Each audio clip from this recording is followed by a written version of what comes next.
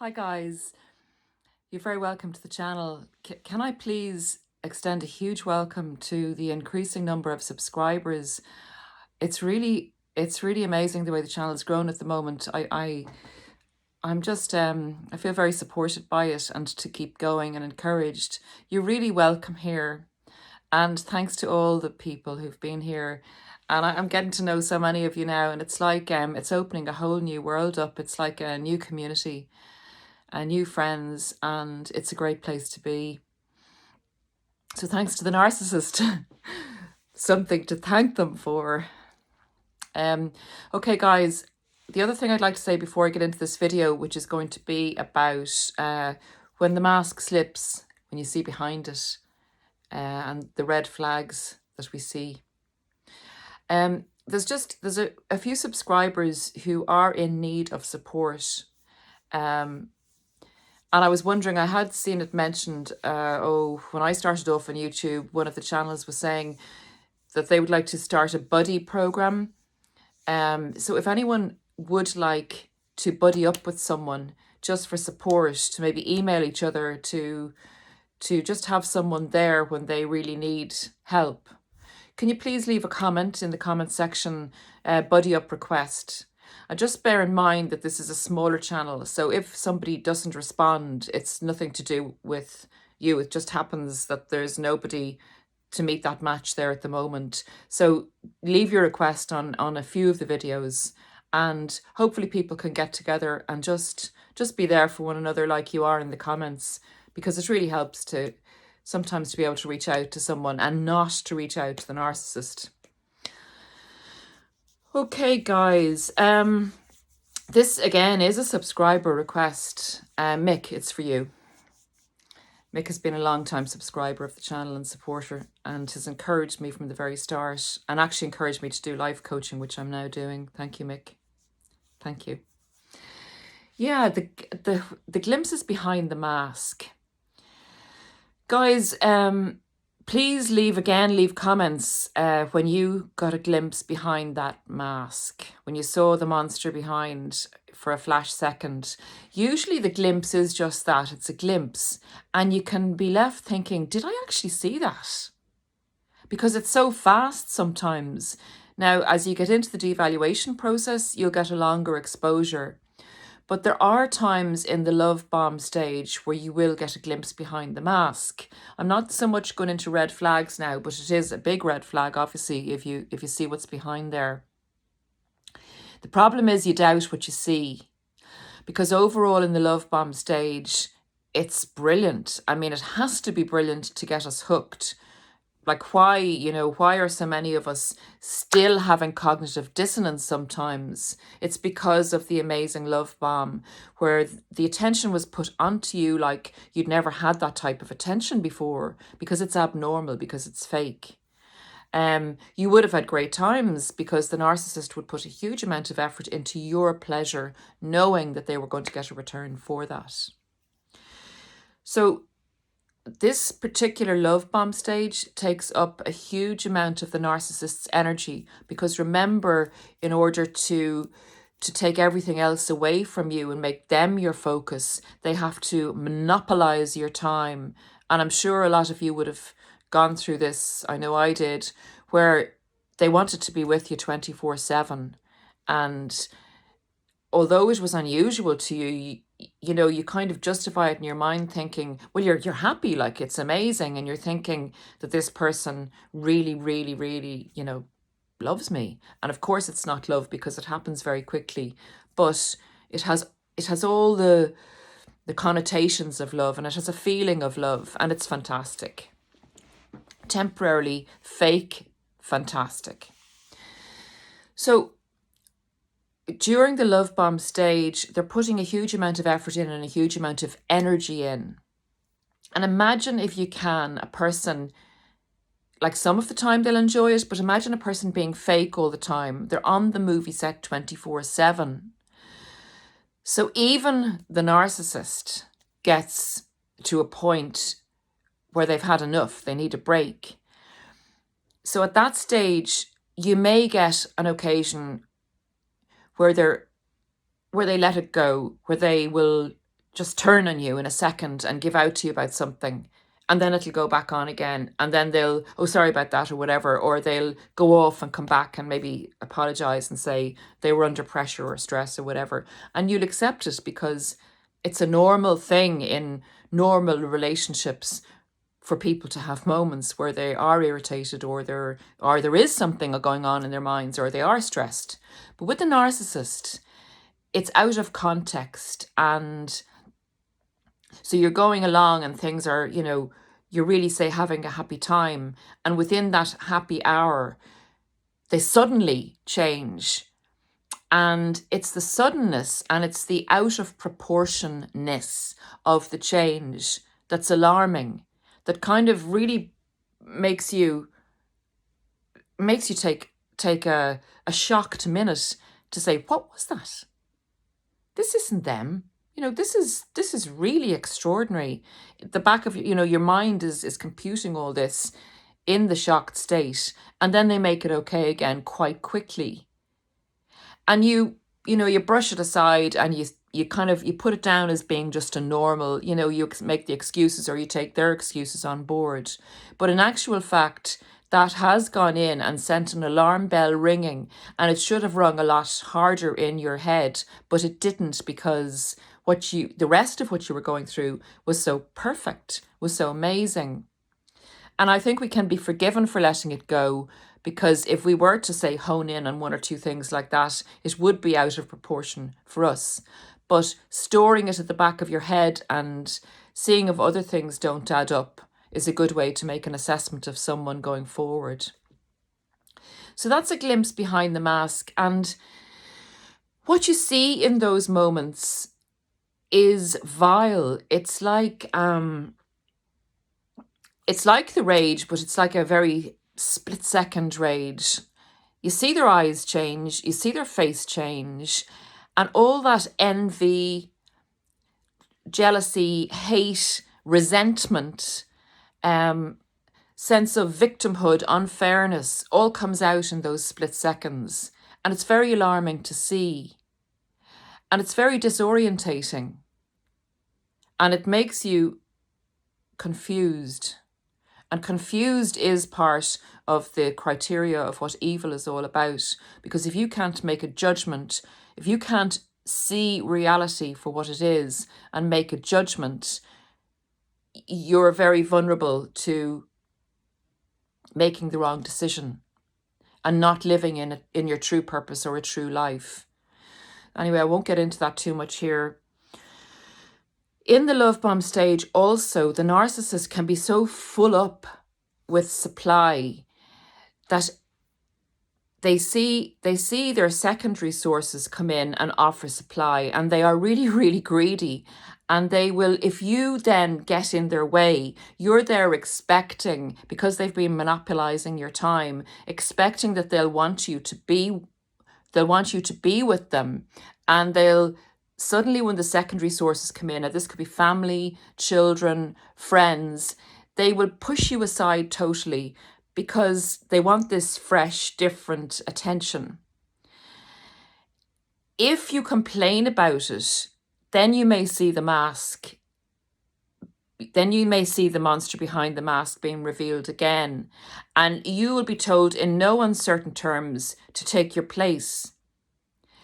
And if you're very shocked by that, or if you take them to task about that, if they don't feel you're under control, they will then again, we'll talk about it. I didn't realize you felt like that, and they will appear to be reasonable.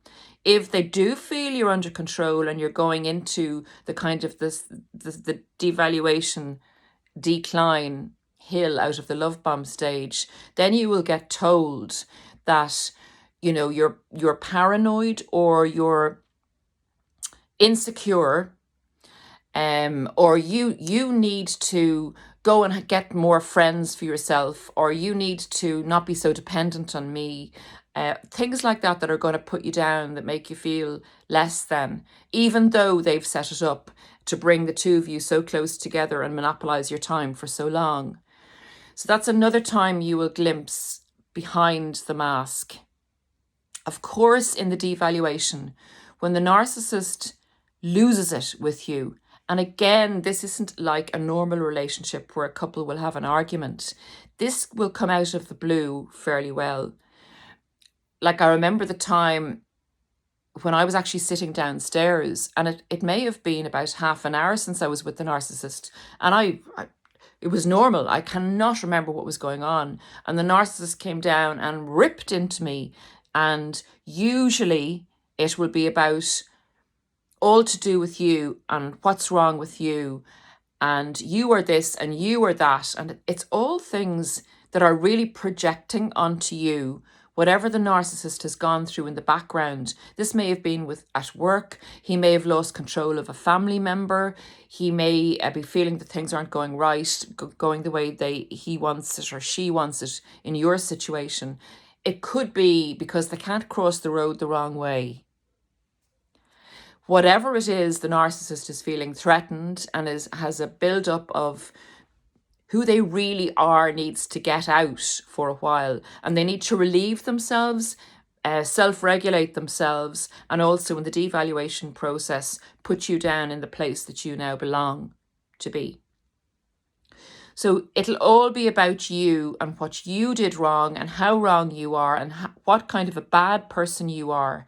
And this is more than a glimpse behind the mask. This is when the narcissist unhooks the mask behind their ears and places it on the table, and they go for it.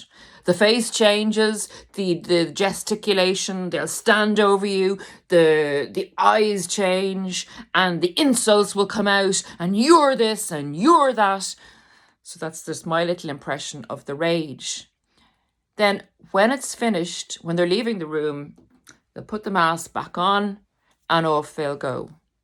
And they will be very different the next time you meet them, or even 10 or 15 minutes later, they can be totally themselves again, and it'll be like it didn't happen.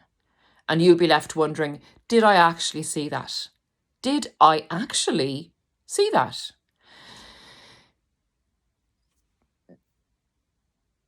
There's no mistaking that there's something wrong with the person when you see these things.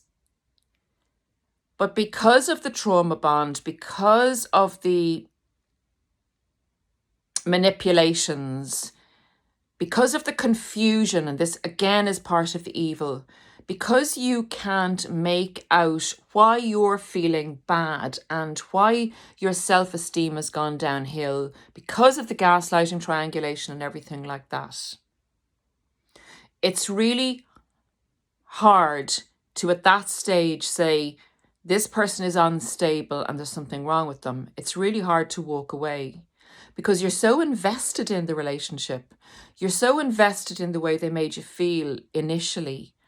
You're so invested in trying to be a good person and make the relationship work like we've probably been taught, and we've seen our parents make their marriages work.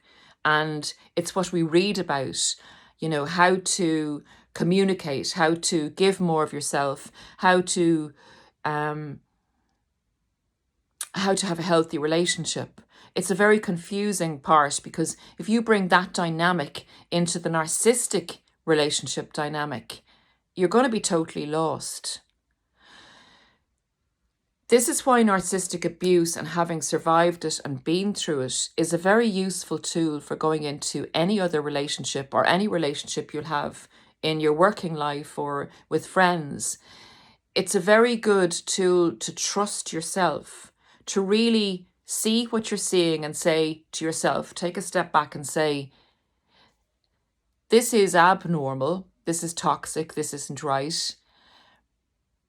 I am not a perfect person, but I don't deserve someone to come in and shout at me and tell me that I'm all these bad things when I'm not in fact all these bad things. That, maybe 3 of the things the person is saying have some level of validity, but certainly not in the way they're saying them or abusing me with the way they're saying it. So it is a good tool for you to know yourself, know thine self, and know thine enemy. Remember, this person is projecting. This person is full of hate, full of envy, full of getting annoyed when they see you being able to be happy in your way of living life, which they denigrate, which they don't agree with. They've chosen a different way, and they have to prove to themselves that you are the weak, false one choosing the wrong way. They don't believe in love. They don't believe in good. They think that's all for fools. And they have to prove that to themselves. And they can't, because every time they try and they try and they try, every time it doesn't work out for them unless they're with some of their own. And they can sit there and say, they can sit there and try and criticize people who are succeeding and who are doing good and who are supporting each other and who are succeeding in life because they live from a point of humanity. So guys, getting back to the subject, the other time you will see behind the mask and who's really inhabiting that body is, of course, in the discard. You know, the cruelty there and the things that are said to you and the pleasure they take in the discard is a huge revelation of who this person actually is. And after the discard, then, if you accept a Hoover or communication from them or listen to the smear campaign, this person is the exact opposite of the person that you met and that you had in your mind had a relationship with, because they are not the person that they presented to you in the love bomb stage. They are the exact opposite of that person. And it's scary. It's really scary. I remember actually a telephone call after the discard talking to the narcissist, and the coldness in the voice and the pretense at being happy and the losing it, you know, the rage that came through at one stage. And then I remember saying, are you not happy? You don't, oh, I'm really happy. I'm really happy. And then talking about all the great things that he was doing. This is really, you really feel like you are dealing with insanity at this stage. And I think the words are one big indication when the mask slips, but to see the facial changes and to see the eyes go dark, that's what gives you an intake of breath. And that's what really should be the most helpful thing that we can see. And eventually it is when we think back on it. So Mick, I'm going to close the video down at this stage and just say to you that thank you for the suggestion in relation to seeing behind the mask. And it's something to carry forward with all our relationships. That saying, when someone shows you who they are, believe it. And they show you who they are in moments when they're unguarded. That's when you see people in unguarded moments, when the mask slips. Thanks, guys. I better go to work. I just wanted to make that video for you because I've been promising for a long time, Mick, and I'm really sorry that I didn't get to it before now. Have a blessed day, guys, and I'll see you again shortly. Thanks a million. Bye. Bye.